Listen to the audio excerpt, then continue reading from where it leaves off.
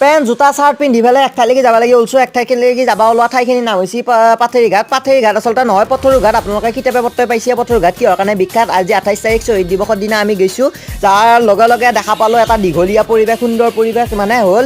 শোভাযাত্ৰা চলিয়ে আছে আজি শ্বহীদ দিৱসৰ দিনা বঢ়িয়াকৈ শোভাযাত্ৰা চলিছে তাৰপিছত মই যাই পেলাই অলপমান ভিডিঅ'